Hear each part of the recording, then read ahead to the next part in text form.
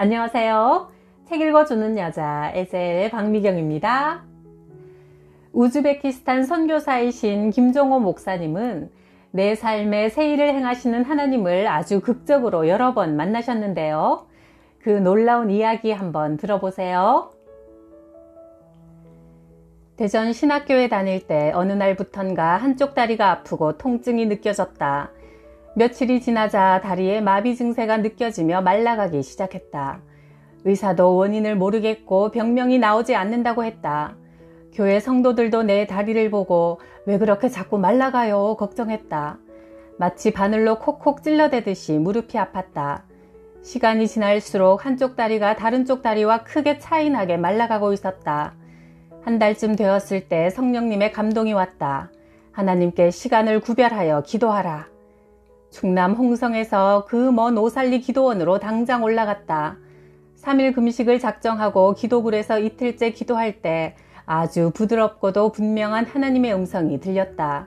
네가 신학생이 아니냐. 내 일을 감당할 신학생이 무릎을 꿇고 기도하지 않으니 내가 네 무릎을 칠 수밖에 없지 않느냐. 회개와 감사를 동반한 3일간의 금식을 마치고 기도원에서 내려왔다. 그리고 일주일이 지났을 때 언제 그랬나 싶을 정도로 다리가 본래 상태로 회복되었다. 그날 이후 지금까지 기도는 내 삶의 중심이 되었다. 신학교 2학년 때 하루는 잠시 영적인 흔들림 속에서 아내에게 이렇게 제안했다. 신학교 그만두고 시골 한적한 곳으로 내려가서 소와 양을 키우며 살자. 아내는 울며 극구 말렸지만 이미 각오한 내 고집을 꺾을 수 없었다. 다른 학생들은 기말고사 준비에 분주한 어느 날 밤 나는 홀로 캄캄한 예배실로 가서 주님 오늘이 이곳에서의 마지막 밤입니다 라며 긴 의자에 드러누웠다. 잠시 후 갑자기 후배인 조성원 전도사가 내게 다가오더니 다짜고짜 말했다. 선배님 여기서 뭐 하십니까? 다음 주면 시험인데 준비하셔야죠. 네, 좀 쉬고 있습니다. 그래도 다음 주가 시험인데 가서 공부하시지요. 괜찮습니다. 전도사님 가서 공부하세요. 그럼 제가 한마디만 하고 가겠습니다. 어떤 목사님이 계셨습니다. 그분이 어느 날 목회를 그만하겠다고 결심하고 차에 가족을 태우고 고속도로에 나왔다고 합니다. 그런데 마침 그때 달려오던 화물차와 충돌하면서 그 자리에서 그만 목사님 일가족이 죽었다고 합니다. 나는 후배에게 그 소리를 듣는 순간 무서울이 많지 온 몸이 전율했다. 강력한 전기에 감전된 듯 했다. 그렇게 두려웠던 적이 없었다. 만약 내가 신학교를 포기하고 이대로 하산해버리는 순간 하나님이 나를 치실 거라는 강렬한 두려움이 엄습했다. 후배의 말에 누워있던 자리에서 벌떡 몸을 일으켰다. 그러자 후배가 내 손을 붙잡았다. 앞으로 큰일 하실 분이 여기서 이러고 계시면 안 되죠. 이 한마디에 주체할 수 없는 눈물이 쏟아졌다. 그날 감사해서 울고 또 울었다. 이 못난 죄인을 포기하지 않으시는 하나님의 사랑과 인자하심 때문에 울고 또 울었다. 눈물을 씻고 밤 11시 신학생들이 공부하는 열람실로 들어왔다. 후배 신피로 전도사가 종이 한 장을 건넸다. 이사야 43장 1절에서 3절의 내용이었다. 너를 창조하신 하나님께서 지금 말씀하신다. 너는 두려워하지 말라.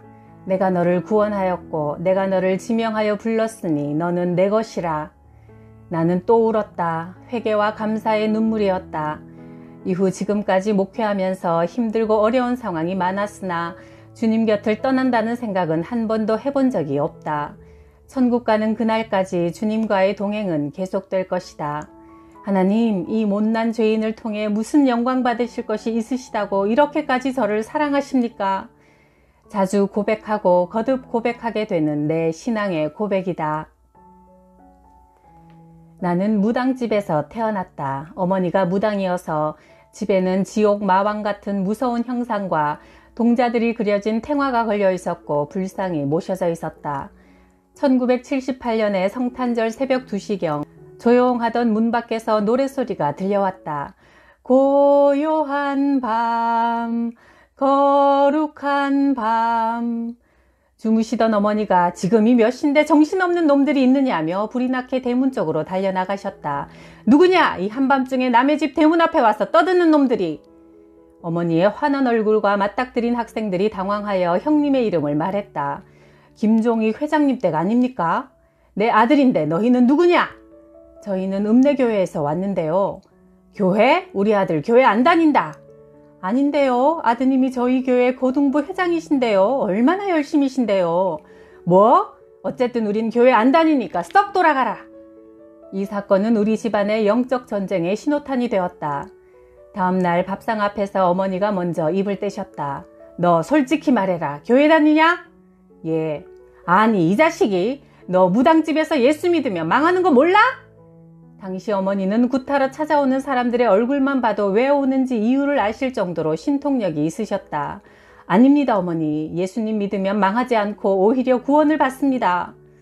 아버지가 그때 상을 뒤집어 엎고 막대기로 형을 때리셨다. 계속되는 영적 전쟁에서 형님은 조금도 물러설 기미를 보이지 않았다. 형님이 계속 핍박당하던 1979년 여름, 마침내 하나님의 주권적인 구원의 역사가 시작되었다. 벽에 걸린 큰 괴종시계가 밤 11시를 알리자 주무시던 어머니가 갑자기 머리가 아프다며 자리에서 벌떡 일어나셨다. 나무아미타불 관세음보살. 11시 50분 어머니가 갑자기 악! 소리를 지르며 뒤로 벌러덩 넘어가셨다. 마치 권투 선수가 KO 당할 때와 똑같은 장면이었다.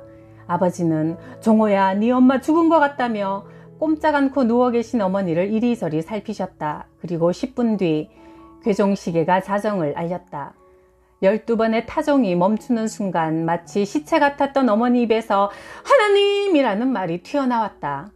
자리에서 벌떡 일어난 어머니는 방문을 열고 보름달이 환하게 내리비치는 마루에 무릎을 꿇더니 통곡과 회개의 말을 쏟아내기 시작했다.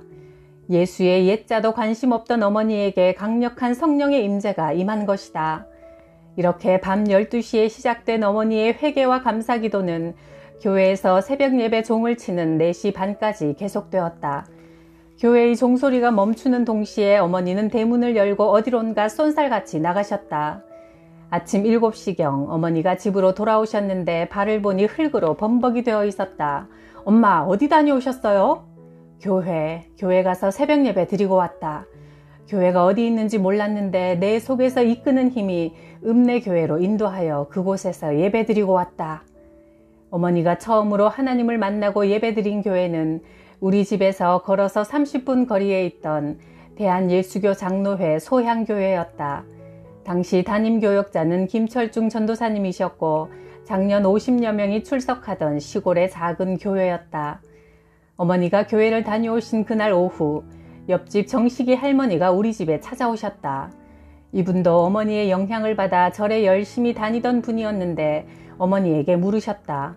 어젯밤 이 집에 무슨 일 있었나? 왜요?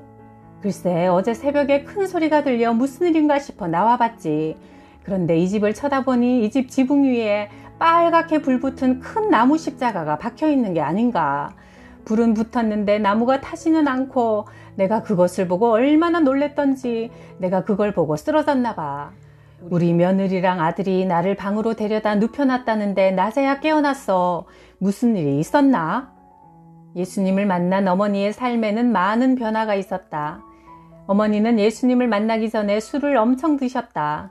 술에 취해 동네방네 떠나가도록 내 이름을 부르며 동네길을 돌아다녀 어머니 때문에 부끄러울 때도 참 많았다.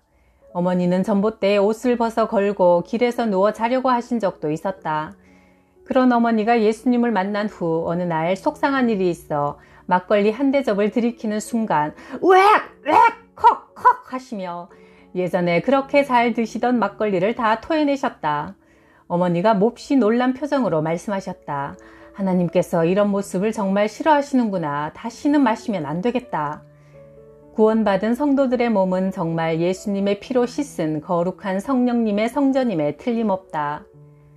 어머니가 예수님을 믿으신 지 4년 정도 되었을 때 내 나이는 19살이었다. 하루는 어머니가 하실 말씀이 있으시다며 입을 여셨다. 종호야, 내가 하는 말을 잘 들어라. 하나님께서 너에게 주시는 3가지 약속이다. 첫째, 하나님께서 앞으로 너를 목사로 세우실 것이다. 어머니 말씀에 순간 웃음이 났다. 나는 영화배우가 되고 싶은 꿈이 있었기 때문에 어머니 말씀이 생뚱맞게 들렸다. 어머니가 계속 말씀하셨다. 그리고 둘째, 네가 군대에 현역으로 가지 못할 것이다. 제 병력 신건 기록을 보면 1급 현역 대상으로 되어 있는데요. 그래도 너는 현역으로 군대에 못 가는 상황이 생길 것이다.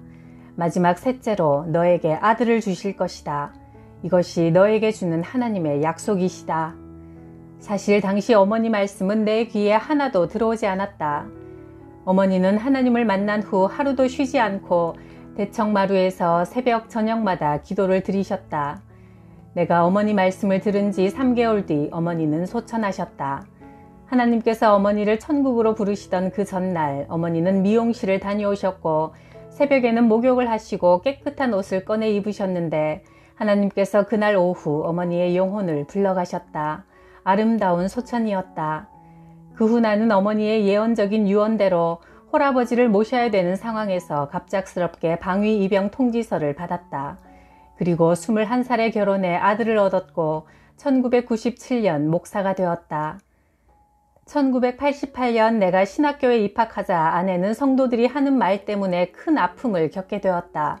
사모될 사람은 기도를 많이 해야 돼. 사모될 사람은 성경을 많이 알아야 남을 가르칠 수 있어. 입만 열면 사모될 사람이 사모될 사람은 하니 심각한 정신적 스트레스를 받았다. 아내는 부족한 자신이 죽는 길만이 나를 위한 거라고 생각해 죽으려고 몰래 밤에 나간 적도 있었다고 한다. 그때 목숨을 끊으려고 칠흑 같은 어둠 속에서 울고 있던 아내에게 하나님께서 이런 음성을 들려주셨다. 사모는 물론 기도 많이 하는 것이 필요하다. 성경 많이 아는 것도 중요하다. 그러나 사모에게 있어 가장 중요한 것은 사랑이다. 사랑이 없으면 아무 소용이 없단다. 목사의 아내에게 가장 필요한 것은 사랑이다. 이와 같은 성령님의 감동에 감사하여 펑펑 울고 난 뒤 지금까지 이 문제로 마음 아파해 본 적이 없다. 12년 만에 우리 부부를 찾아온 이복 누님이 이런 말을 남기고 미국으로 출국했다. 네 아내에게는 사랑이 있구나. 예전에는 네 아내가 어떻게 사모의 직분을 감당할까 염려했는데 지금은 모든 걱정이 사라졌다.